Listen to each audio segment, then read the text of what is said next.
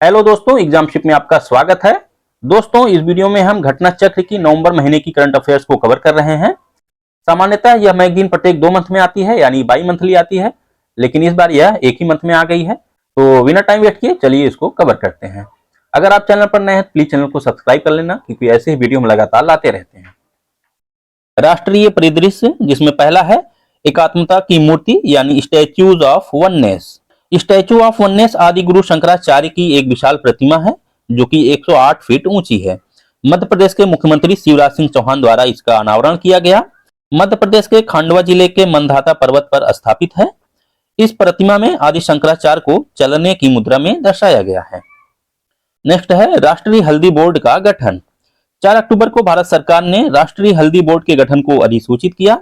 भारत विश्व में हल्दी का सबसे बड़ा उत्पादक एवं उपभोक्ता है। 2030 तक भारत द्वारा हल्दी निर्यात को $1 बिलियन तक पहुंचाने का अनुमान व्यक्त किया गया है। नेक्स्ट है मिथुन को खाद्य पशु का दर्जा।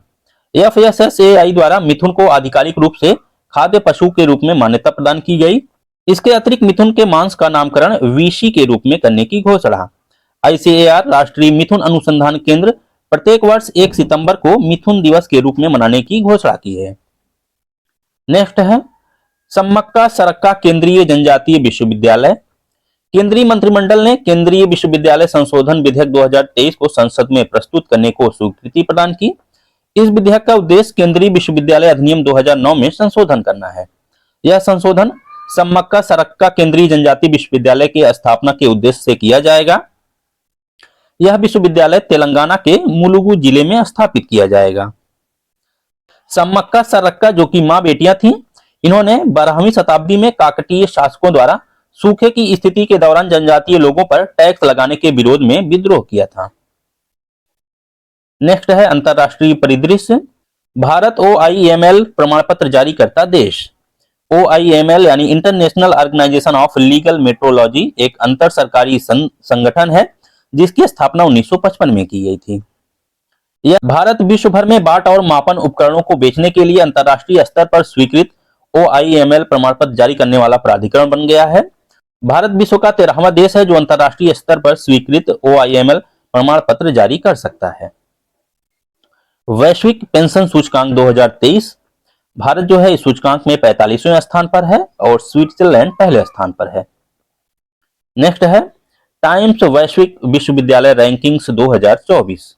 इसे टाइम्स हायर एजुकेशन द्वारा जारी किया गया।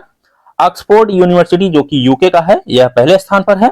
भारतीय विज्ञान संस्थान बेंगलुरु 201 से 250 रैंक समूह में शामिल। भारत के कुल 91 संस्थान शामिल तथा भारत सर्वाधिक विश्वविद्यालयों की दृष्टि से चौथे स्थान पर है। अमेरिका 169 विश्वविद्यालयों के साथ पहले स्थान पर है। विश्व प्रतिभा रैंकिंग 2023। इसे इंस्टीट्यूट फॉर मैनेजमेंट डेवलपमेंट यानी IMD द्वारा जारी किया गया। भारत 64 देशों में 56वें स्थान पर है, जबकि 2022 में इसका स्थान 52वां था। स्विट्जरलैंड पहले स्थान पर है। I2U2 समूह द्वारा संयुक्त अंतरिक्ष उद्यम का अनावरण। I2U2 समूह द्वारा संयुक्त अंतरिक्ष उद्यम का अनावरण किया गया। I2U2 समूह का गठन 2021 में किया गया था। इसमें 4 देश, I2 मतलब एक I से इंडिया, दूसरे I से इजराइल और एक U से USA और दूसरे U से UAE, यानी 4 देश शामिल हैं, इंडिया, इजराइल, USA और UAE। भारत संयुक्त राष्ट्र क्षमता निर्माण पहल। हाल ही में भारत और संयुक्त राष्ट्र द्वारा ग्लोबल साउथ देशों हेतु एक संयुक्त क्षमता निर्माण पहल प्रारंभ की गई। इसकी घोषणा India UN for global south delivering for development कार्यक्रम के दौरान की गई। वैश्विक दक्षिण में मुख्यतः अफ्रीका, लैटिन अमेरिका और कैरिबियन, एशिया में इजराइल, जापान और दक्षिण कोरिया को छोड़कर बाकी सभी देश, और ओशनिया में ऑस्ट्रेलिया और न्यूजीलैंड को छोड़कर बाकी जो देश हैं उनको शामिल किया जाता है। ये मुख्यतः विकासशील अथवा अल्प विकसित देश हैं। नेक्स्ट है आर्थिक परिदृश्य। प्रमुख फसलों का उत्पादन अंतिम अनुमान 2022-23। खाद्यान्न का उत्पादन 3296.87 लाख टन अनुमानित है। चावल का उत्पादन 1357.55 लाख टन अनुमानित है। गेहूं का 1105.55 लाख टन अनुमानित। श्री अन्न का उत्पादन जिसमें मोटे अनाज शामिल हैं 173.20 लाख टन अनुमानित है। बागवानी फसलों का उत्पादन द्वितीय अग्रिम अनुमान 2022-23। बागवानी का द्वितीय अग्रिम अनुमान है और जबकि फसलों का यह अंतिम अनुमान है, जिसमें बागवानी फसलों का उत्पादन जो है 351.92 मिलियन टन अनुमानित है और जो क्षेत्रफल है वह है 28.12 मिलियन हेक्टेयर। नेक्स्ट है रबी फसलों के लिए न्यूनतम समर्थन मूल्य विपणन सत्र 2024-25। गेहूं का न्यूनतम समर्थन मूल्य जो है वह है 2275, जिसमें पिछले वर्ष की तुलना में 150 रुपए की वृद्धि की गई है। जौ का है 1850, पिछले वर्ष की तुलना में 115 रुपए की वृद्धि। चना में 5000, चना का है 5440, पिछले वर्ष की तुलना में 105 रुपए की वृद्धि। मसूर का है 6425, पिछले वर्ष की तुलना में 425 रुपए की वृद्धि। रेपसीड एवं सरसों का 5650 रुपए, जो कि पिछले वर्ष की तुलना में 200 रुपए की वृद्धि दर्शाता है। कुसुम या सनफ्लावर, इसका जो एमएसपी है वह है 5800, पिछले वर्ष की तुलना में 50 रुपए की वृद्धि है। फोर्ब्स भारत के 100 सबसे अमीर व्यक्ति 2023, मुकेश अंबानी पहले स्थान पर और गौतम अदानी एवं परिवार दूसरे स्थान पर। भारत की सबसे अमीर महिला सावित्री जिंदल एवं परिवार हैं। जिरोधा के निखिल कामत सबसे कम उम्र के अरबपति हैं। वर्ल्ड इकोनॉमिक आउटलुक अक्टूबर 2023 आईएमएफ द्वारा जारी किया गया। रिपोर्ट के अनुसार जहां वर्ष 2022 में भारत की अर्थव्यवस्था की वृद्धि दर 7.2% रही, वहीं वर्ष 2023 और 2024 दोनों वर्षों के लिए यह 6.3% पूर्वानुमानित है। 360 one health Hurun India rich list 2023, इसमें भी मुकेश अंबानी पहले स्थान पर और गौतम अदानी जो है दूसरे स्थान पर हैं।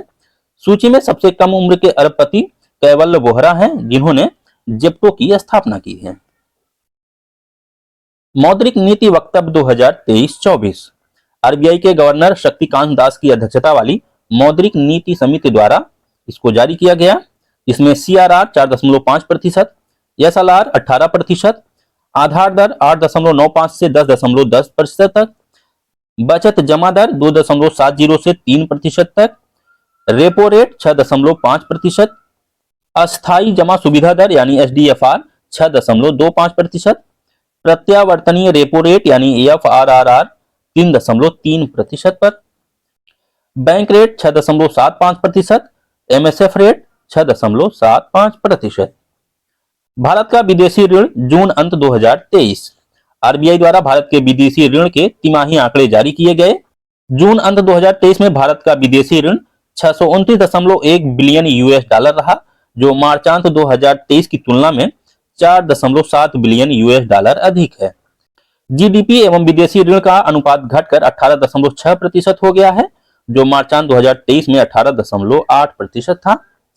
दोस्तों इस वीडियो में इतना ही, बाकी बचे हुए टॉपिक्स को हम नेक्स्ट वीडियो में कवर करेंगे। अगर आपको वीडियो यूजफुल लगा हो तो प्लीज वीडियो को लाइक करें और चैनल को सब्सक्राइब करें। Thank you.